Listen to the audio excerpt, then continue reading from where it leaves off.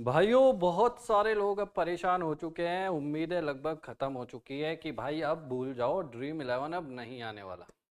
ऐसा बहुत सारे लोगों के दिमाग में प्रश्न चल रहा होगा, क्योंकि जब से ऑनलाइन गेमिंग बिल 2025 आया है और 20 अगस्त को लोकसभा में रखा गया, फिर राज्यसभा में गया, फिर राष्ट्रपति के हस्ताक्षर हो गए।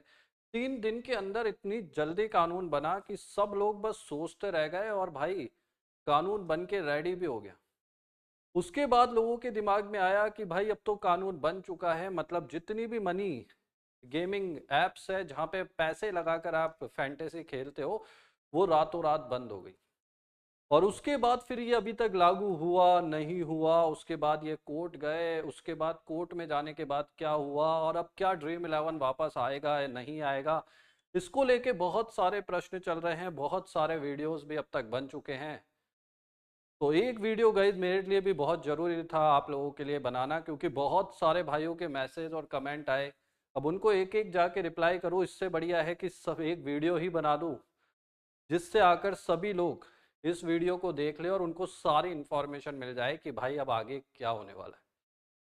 तो भाइयों, मैं आपको इस वीडियो में सारी चीज़ बताने वाला हूँ कि अभी जब से 20 अगस्त से बिल आया है उससे लेके अभी तक क्या क्या हुआ है और अब आगे क्या होने वाला है, उसके बारे में डिटेल में बात करेंगे। बस इस वीडियो को आपको पूरा देखना है, क्योंकि इस वाले वीडियो में ड्रीम इलेवन को लेकर एक गुड न्यूज़ भी आई है, वो भी मैं आपके साथ शेयर करने वाला हूँ। तो वीडियो को लाइक कर देना, चैनल को सब्सक्राइब कर देना, और मेरे भाई मैं आगे बढ़। अब जिस चीज़ के लिए आप लोगों ने ये वीडियो देखा है, अब उसी चीज़ पे अपन बात करेंगे। देखिए गाइस, 22 अगस्त को ये बिल बन गया था, आपको पता है, राष्ट्रपति जी के हस्ताक्षर हो गए थे। उसके बाद सबको ये लगा था कि अब ये बहुत जल्दी इंडिया में लागू भी हो जाएगा। बट उसके बाद सारी जितनी भी गेमिंग कंपनियां हैं, उन्होंने हाई कोर्ट के दरवाजे खटखटाए थे, ये चीज़ भी आप लोगों को पता है। बहुत सारे लोगों ने इसको लेकर वीडियो ऑलरेडी बना भी दिए। फिर हाई कोर्ट में ये गए, बट हाई कोर्ट में भी डिफरेंट डिफरेंट स्टेट्स में ये चले गए। अब इतने सारे राज्यों में एक साथ पिटीशन लगेगी, तो सरकारी वकील ने बोला भाई इतनी जगह हम कैसे लड़ेंगे जा जाके। तो उन्होंने सुप्रीम कोर्ट से रिक्वेस्ट करी। फिर सुप्रीम कोर्ट ने बोला ठीक है भाई, हम आपकी पिटीशन सुन लेते हैं। क्योंकि सुप्रीम कोर्ट की वजह से ही अभी तक फैंटेसी चली थी, मैं आपको बता दूं, ये आज से पहले ही बैन हो जाती। बट सुप्रीम कोर्ट ने ही बोला था ये स्किल है, यहाँ पे स्किल यूज होती है, इसी वजह से फैंटेसी आज तक चली थी, 17-18 सालों से चल रही थी। बट उसके बाद गवर्नमेंट एक बिल लेके आती है, और बिल इस तरीके से लेके आती है जिसमें चाहे चांस बेस्ड गेम हो या फिर स्किल बेस्ड गेम हो, वो दोनों ही रातों रात बैन हो गए। तो कहीं ना कहीं गेमिंग कंपनियों को लगा कि भाई चांस बेस्ड गेम की आड़ पे हमारा धंधा भी बंद कर दिया। तो इसलिए इन्होंने सुप्रीम कोर्ट का दरवाजा खटखटाया। और सुप्रीम कोर्ट को ऑब्वियसली बात है, इस केस में दम लगता ही, क्योंकि ऑलरेडी उन्होंने ही इसको लीगल ठहराया था, तो उन्होंने इसको लेकर केस के लिए बोला कि ठीक है हम इसकी सुनवाई करेंगे। और जब उन्होंने इस केस की सुनवाई करी और उसके लिए डेट दी, तो उसके लिए डेट आपको पता है 7 अक्टूबर की दी थी। और फिर 7 अक्टूबर को इसको लेकर हियरिंग भी हुई। बट उससे पहले अश्नवी वैष्णव जी ने बोला कि 1 अक्टूबर से हम इस गेमिंग बिल को लागू करने वाले। अब सब लोगों ने यही सोचा था कि भाई अब ये लागू हो गया होगा, बट अभी तक आपको बता दूं, अभी तक ये लागू नहीं हुआ है। अभी तक कोई नोटिफिकेशन इसको लेके जारी नहीं हुआ है, क्योंकि इसको लेकर भी इन्होंने एक कहानी में ट्विस्ट डाल दिया। 30 अक्टूबर तक एक ड्राफ्ट बनाकर दे दिया, उसमें कोई भी अपनी राय दे सकता है बिल को लेकर या ई स्पोर्ट्स को लेकर।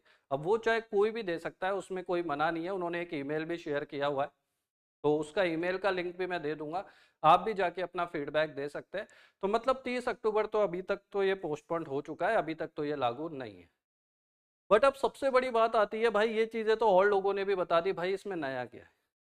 तो उसी के लिए मैंने ये वीडियो बनाया है। तो जब 7 अक्टूबर को भाई इसको लेके सुनवाई हुई, तो जो गेमिंग कंपनीज के जज थे, गेमिंग कंपनी के सॉरी वकील थे, उन्होंने बोला कि देखिए हम इसको लेकर आप फटाफट डिसीजन दीजिए, और आप चाहो तो इस पे इंटरिम स्टे लगा दीजिए, ताकि गेमिंग कंपनी अपना काम करना स्टार्ट कर दे, और फिर जब कोर्ट का जो भी फैसला होगा फाइनल, वो अपन देख लेंगे। बट अभी इंटरिम राहत दे दो। बट जज साहब ने ऐसा सुना नहीं, और मुश्किल से 10-15 मिनट का गई ये केस चला था, और 10-15 मिनट के अंदर अंदर ही उन्होंने डिसीजन दे दिया, और ये बोल दिया कि भाई अब अगली पिटीशन 4 नवंबर को होगी। बट उन्होंने एक चीज बोली कि अब ये फाइनल हियरिंग होने वाली, मतलब ये फाइनल हियरिंग होगी। बट मुझे भाई ऐसा लगता नहीं है कि ये फाइनल हियरिंग होगी, और मुझे ये भी नहीं लग रहा कि ये फैंटेसी वापस नहीं आएगी। इसके चांसेस भी बहुत कम है, क्योंकि देखिए एक चीज बताओ, उसके पीछे तीन मुद्दे हैं जो बहुत ही बड़े मुद्दे हैं, और इसको लेकर मैंने फैंटेसी कई कंपनियों के ओनर्स थे उनसे भी बात करी, उनका भी क्या मानना है उसको लेकर भी मैंने उनसे बात करी। उन्होंने कहा कि देखिए फैंटेसी का आना 3 कारण से बहुत जरूरी है। पहला सबसे बड़ा कारण है कि सुप्रीम कोर्ट ने खुद ने इसको स्किल माना था। अब स्किल माने हुए धंधे को अगर रातों रात बंद करेंगे तो 19(1)(g जो सेक्शन बहुत सारे यूट्यूबर्स ने आपको बता दिया होगा, तो वो कहीं ना कहीं वॉयलेट हो रहा है। तो आप किसी के चलते धंधे को ऐसे डायरेक्टली बंद नहीं कर सकते, आप उसमें चेंजेस कर सकते हैं, रेगुलेशन ला सकते हैं, बट ऐसे रातों रात बंद नहीं कर सकते। तो सबसे बड़ा पॉइंट वो बनता है। दूसरा सबसे बड़ा पॉइंट ये बनता है कि गवर्नमेंट ने खुद इस पे 40% जीएसटी लगा रखा है। अब एक चीज बताइए, जो चीज है ही नहीं, जो चीज बैन हो चुकी है, तो उस पर जीएसटी लगाने का फायदा ही क्या है? भाई जो आदमी मर चुका है, मरे हुए आदमी से कोई आप कोई टैक्स लोगे? तो ये वैसी ही चीज है, जब कंपनियां मर चुकी है मतलब वो बंद हो चुकी है, उसका धंधा ही नहीं है, उसका अस्तित्व ही नहीं है, तो जीएसटी किसके लिए लगाया है फिर? तो कहीं ना कहीं सरकार को भी ये लग रहा है कि भाई ये कोर्ट से जीत के आएंगे, या सरकार के दिमाग में अलग मंशा चल रही है, क्या पता वो 40% जीएसटी चाहती हो और ये कंपनियां देने को रेडी नहीं हो, इस वजह से इन्होंने ये बिल लेकर आए। तो दूसरा सबसे बड़ा मुद्दा ये है। और तीसरा सबसे बड़ा मुद्दा ये है कि जब से फैंटेसी बंद हुई है, जितनी भी ऑनलाइन बैटिंग है जो विदेशों से ऑपरेट होती है, भाई उनके चेहरों पे तो खुशी आ गई, जैसे कोई दिवाली आ गई उनके घर में। क्योंकि जब से ये फैंटेसी आई थी उनका धंधा लगभग आधा सा हो गया था, क्योंकि लोग वहां पे खेलते नहीं थे।